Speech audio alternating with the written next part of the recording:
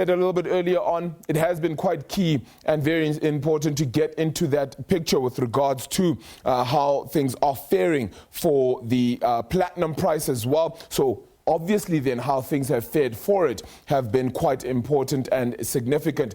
One of the first ones to really mention has been Lonmin. Since that 2012 massacre then in Marikana, of course, it's been decimated, essentially dropping off almost 100% as we got to 2019, where we saw that price, of course, as we saw Lonmin itself essentially being taken over by Sibanye Gold. So a massive, massive fall then. And that happened ever since then, 2012 as well. As you can see, was pretty much the highs of that price there. Checking in then on how the platinum sector itself has done, and it pretty much shares a similar picture. 68% down with regards to the platinum price itself, from the highs of around $1,600 a fine ounce, now still sitting in and around $835 or so, and certainly a big, big struggle there. So that tells you the clear picture.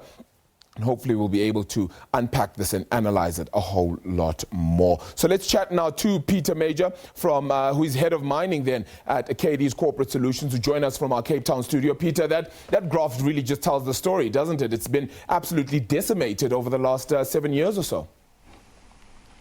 You're exactly right. Thank heavens the platinum producers actually get their revenue from a lot of other minerals other than just platinum. They get it from palladium and rhodium that are doing fantastic. They get a little bit from base metals that are doing okay.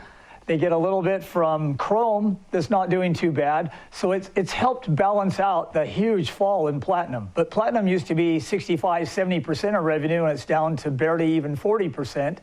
So the platinum producers are doing okay, but it's really just the last 12 months. As you pointed out earlier, for 5 years, even in rand terms, they were hardly getting any increase at all, and yet all their costs like labor, electricity, and supplies are going up at 7, 8, 9, 10% a year, much more than inflation. So this one great year is going to help them a lot, but they need to rebuild balance sheets. Yeah, it was a labor story, however, that we saw really play out in 2012 when it comes to Marikana.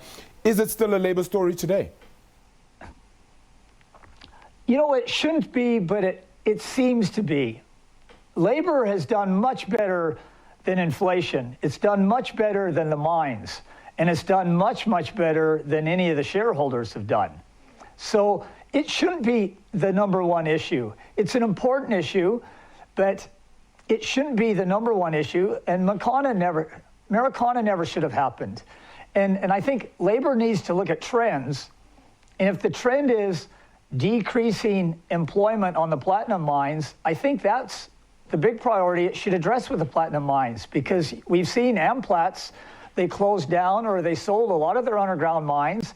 And yes, they've got a very efficient open pit mine, but it employs only a few people, and it has a huge export-import component. You know, a lot of those machines are imported. Diesel is imported.